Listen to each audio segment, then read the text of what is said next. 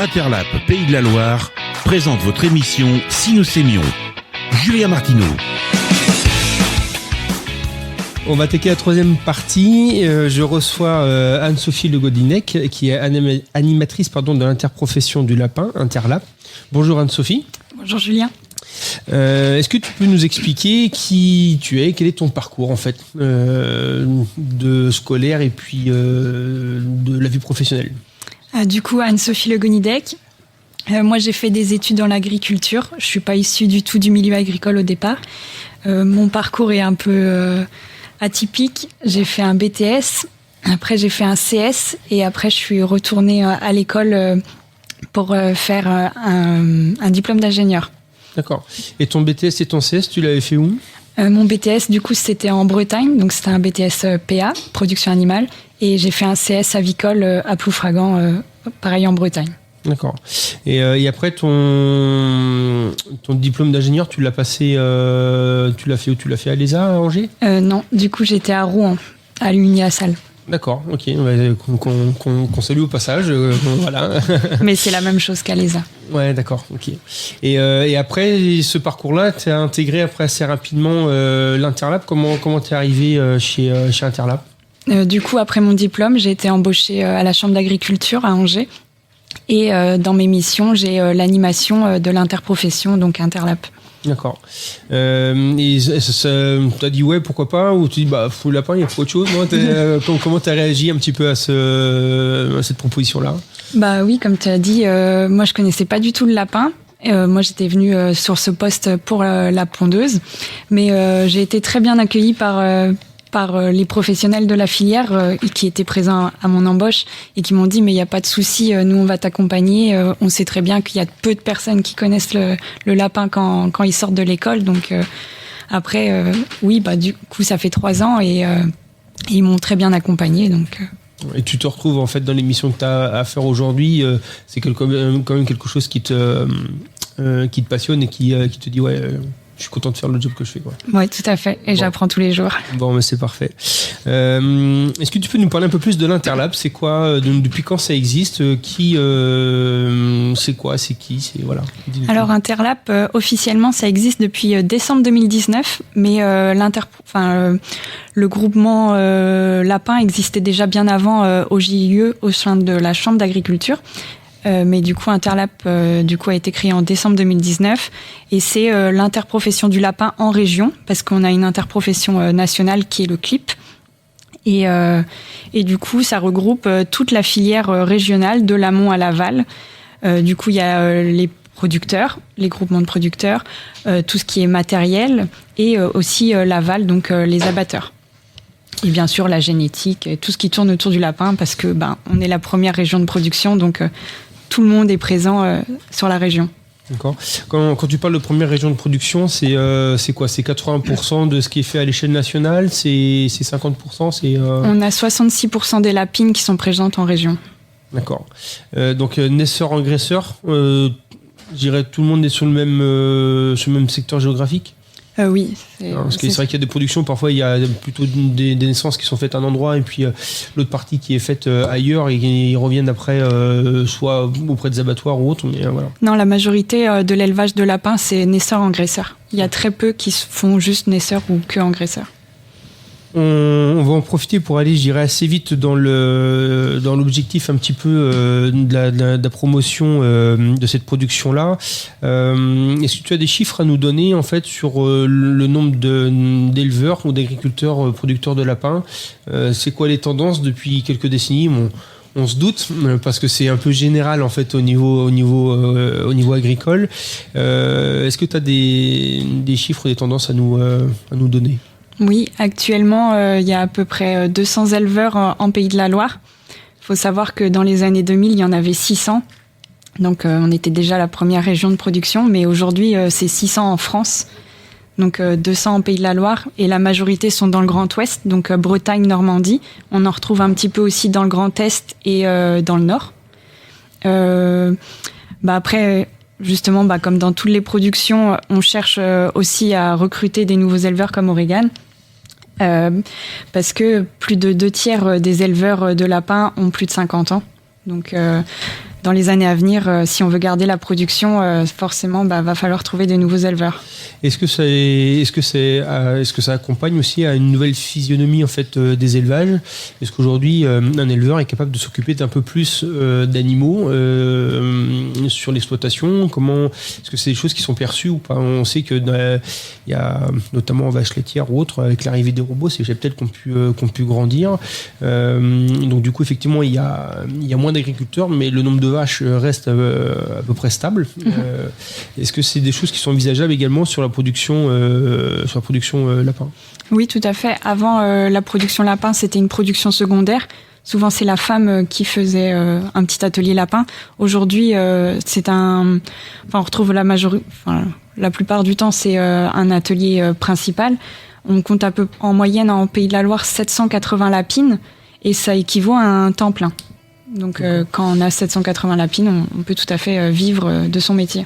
Si demain un bâtiment d'élevage équipé avec des produits, admettons, de chez Innovlap, est-ce que c'est des tailles d'exploitation qui pourraient se permettre d'accueillir encore 100 ou 200 lapins de plus parce qu'il y a eu une prise en compte de la pénibilité, de l'aménagement en fait, qui permet de faciliter certaines tâches et de pouvoir optimiser un petit peu la production ou la capacité de production de l'exploitation? En termes de taille, je ne pense pas qu'on puisse mettre plus de lapins parce qu'il y a une densité à respecter. Donc c'est difficile d'agrandir sans pousser les murs par la suite. C'est ça. Et aujourd'hui, au niveau de l'interprofession, c'est quoi les différents leviers ou les différents sujets que vous avez mis en place pour justement faire la promotion de la viande de lapin? Parce qu'effectivement, à un moment donné, on peut manquer de producteurs, mais si d'un autre côté, on n'a pas de consommateurs, c'est compliqué. Déjà, sur ce sujet-là, est-ce que la France est parce qu'on parle beaucoup d'autonomie en fait et de souveraineté alimentaire, est-ce que sur la production lapin, est-ce qu'on exporte aussi, est-ce qu'on importe, comment est la filière ou le marché sur ce sujet-là? Déjà, malgré qu'on perde des éleveurs, on arrive à équilibrer entre la production et la consommation, mais oui, on exporte aussi et on importe principalement de Belgique. Et on est le 6e pays de consommateur dans le monde, mais on est quand même le 4e pays producteur, derrière la Chine, l'Italie et l'Espagne. Parce que historiquement, c'est beaucoup les pays autour de la Méditerranée qui en consomment. D'accord. Donc effectivement, c'est une compétition, je dirais, un peu européenne quand même sur cette production-là, quoi. Oui. Aujourd'hui, le volume ou la consommation en fait du lapin par habitant, c'est quoi aujourd'hui, si on a des chiffres? Aujourd'hui, on est autour de 330 grammes par habitant et par an, alors qu'on était à 650 il y a 10 ans. Donc on va essayer de refranchir le cap des 500 après l'émission, c'est ça? C'est ça, mais c'est parce que comme l'âge des producteurs, l'âge des consommateurs est important, évolue, important. Du coup, les transformateurs essayent d'adapter les morceaux, comme dans toutes les productions. Avant, on consommait beaucoup de lapins entiers et maintenant, on essaye plutôt de chercher vers de la découpe, vers des brochettes, vers des saucisses, du rôti aussi, que ça existe. Donc, pour que ça soit plus facile à cuisiner. Ouais, tout à l'heure, Emmanuel nous évoquait en fait l'arrivée du digital en fait dans l'élevage. Il y a des productions qui sont déjà beaucoup développées. Et alors quand je dis pour toi, c'est aussi au niveau de l'Interpro. Est-ce que le fait de digitaliser un petit peu la production, c'est quelque chose qui peut séduire en tout cas des jeunes ou des personnes qui voudraient se réorienter et s'intéresser en fait à la production lapin? Bien sûr. Et pour les conditions de travail aussi, ça aide. Ouais. Ça permet aussi d'anticiper ce qui se passe aussi dans le bâtiment, de pouvoir aussi anticiper certaines prises de décision, d'améliorer ainsi un petit peu les marges. Est-ce qu'aujourd'hui l'interprofession accompagne ou forme en fait les agriculteurs ou les producteurs de lapins qui sont déjà en place et comment l'Interpro accompagne les gens qui vont être sur le point de céder leur exploitation? Ça, ce n'est pas au sein de l'Interpro, du coup, c'est les groupements qui gèrent leurs éleveurs. Et nous, on peut les accompagner justement sur la recherche de nouveaux éleveurs par le fait de faire de la promotion au sein des écoles, de faire connaître l'élevage de lapins. Mais après, ça s'organise plutôt au sein des groupements. D'accord. Maintenant, vous allez pouvoir aussi utiliser l'image en fait d'Oregon en fait pour la mettre effectivement comme exemple, parce que je trouve que le parcours est très sympa. Et est-ce que c'est quelque chose sur le fait d'aller un petit peu sur les réseaux qui va permettre effectivement de faire connaître un petit peu ce métier-là? Est-ce que c'est quelque chose que vous souhaitez développer? Oui, bien sûr. On a fait une vidéo il y a 2 ans bientôt avec 4 éleveurs qui témoignent. Donc, c'est déjà une visibilité. Et on participe aussi à des salons. Donc, on a déjà été, par exemple, au salon de l'agriculture ou à la foire de Béret en septembre, où des éleveurs sont présents pour parler de leur métier, notamment aux jeunes, mais aussi au grand public pour faire déguster de la viande. Ok. Est-ce que tout à l'heure tu parlais de diverses transformations en fait du lapin. Est-ce que c'est des choses effectivement qui permettent de booster un petit peu l'acte d'achat en fait du consommateur? Bah oui, on le voit aussi en poulet notamment. Ce qui se vend le plus maintenant, c'est les filets ou les cuisses, alors que le poulet entier est de moins en moins consommé. Et c'est la même chose pour le lapin. Après, forcément, il y a un prix qui est plus important et qui peut freiner, surtout dans le contexte actuel. Alors je sais, je pense que je suis pas le seul ici à savoir que en France on sait produire des viandes de qualité, que ce soit en volaille, en vache ou autre. Mais par contre en préparant l'émission, tu m'avais aussi glissé l'information comme quoi que c'est la viande de lapin est une viande en fait exceptionnelle. À différents titres, je vais te laisser évoquer en fait tous les bénéfices en fait de cette viande là.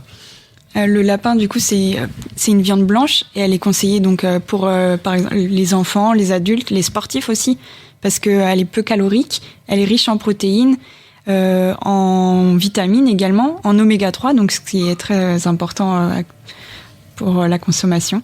Et... Donc en fait, on pourrait, je dirais, soumettre l'idée des sportifs français qui vont représenter la France au JO, de consommer au moins un petit morceau de lapin avant chaque événement pour qu'ils aient la force, quoi, on va dire. Tout à fait, on pourrait leur dire ça. Au lieu de manger du poulet avec du riz, on pourrait leur dire de manger du lapin. C'est ça. Quand on diffusera le podcast, on vous mettra des liens de recettes ou de plats pour que vous puissiez maintenir le summer body en fait pour tout le monde, donc que ce soit pour les sportifs ou pour les gens qui veulent faire attention à leur ligne. Parce que c'est vrai que ce serait dommage de se priver en fait d'une viande qui est fabriquée, qui est produite en France, pardon. Qui en plus a plein d'avantages nutritionnels. Effectivement, c'est des choses à mettre en avant. Aujourd'hui, est-ce que toutes les grandes surfaces en fait distribuent cette viande-là, ou est-ce que c'est plutôt élitiste façon de parler, mais est-ce que c'est un produit que malheureusement on ne retrouve pas partout? Malheureusement, on ne le retrouve pas partout parce que les chefs de rayon ne pensent pas forcément à le mettre dans leur rayon. Mais normalement, oui, on peut le retrouver partout. Tu m'expliquais également que quand les brochettes ou les saucisses de lapin en fait arrivent en rayon, c'est quelque chose qui malheureusement ne reste pas longtemps parce que en fait tout le monde se jette dessus. C'est facile à cuisiner et à consommer, donc oui. Donc comme quoi parfois la barrière du prix en fait n'est pas forcément un frein, parce qu'effectivement si c'était un frein, ça resterait et malheureusement ça partirait soit en date courte ou autre. Mais là en fait c'est pas le cas, le rayon il est vide parce qu'en fait tout le monde l'achète, quoi. Donc il nous manque en fait juste quelques lapins en fait en France, c'est ce qu'on aimerait, oui, de retrouver du lapin pour en proposer plus. Et est-ce que nos pays européens ou nos confrères européens ou concurrents, parce que c'est parfois les deux à la fois, est-ce qu'ils ont des problématiques similaires en fait au marché français, où on est les seuls, où le consommateur français est plus exigeant que le consommateur étranger?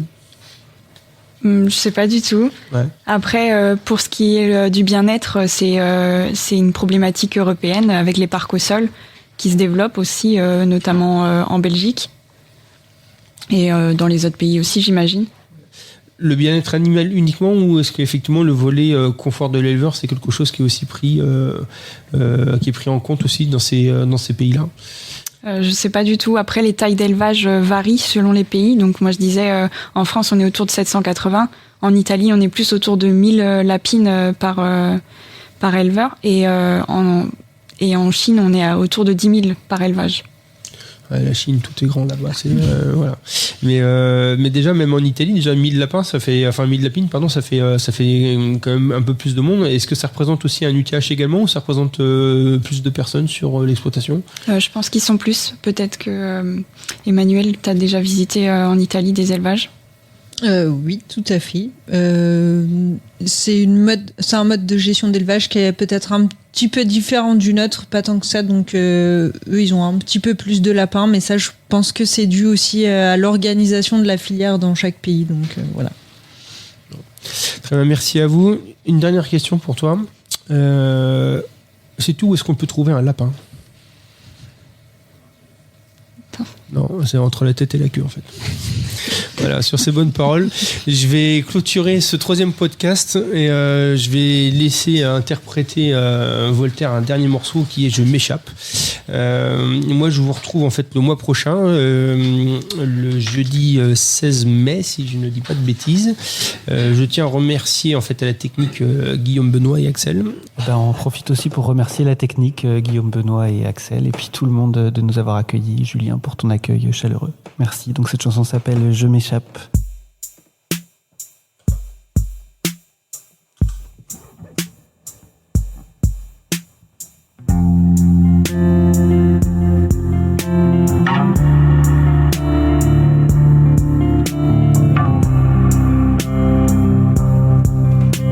Des lueurs de la ville, je m'échappe.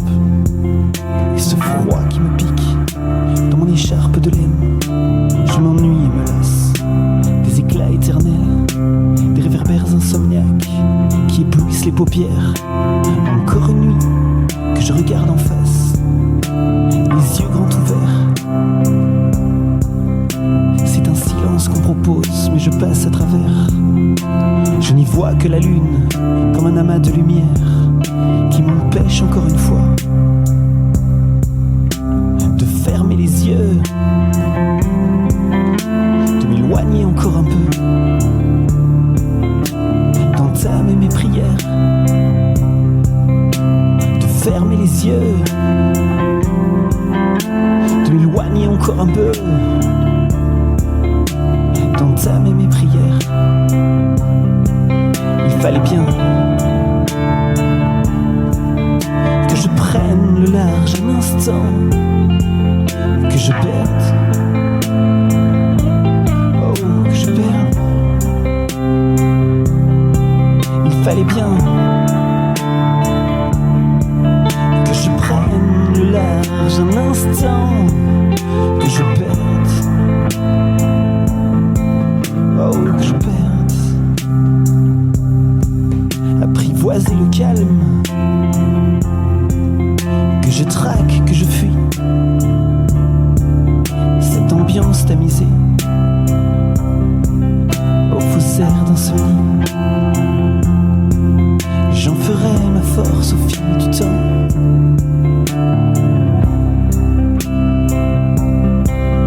Mais le temps que j'étends sur un fil que je tends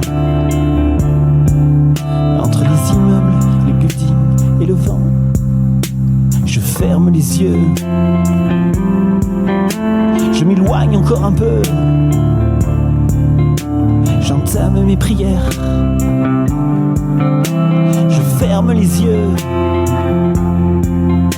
je m'éloigne encore un peu, j'entame mes prières. Il fallait bien, oh, il fallait bien que je prenne le large, que je prenne le large. Il fallait bien que je prenne le large un instant, que je perde, oh, que je perde.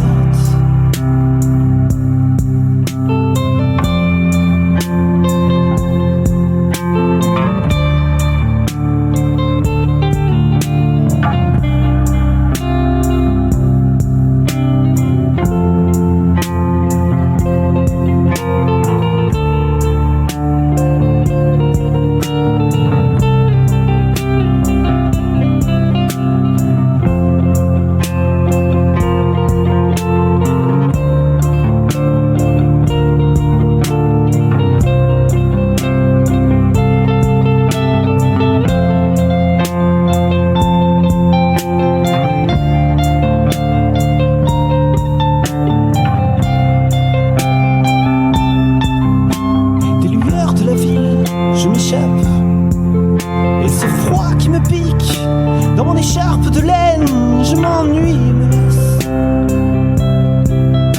Je ferme les yeux. Je ferme les yeux. Je ferme les yeux.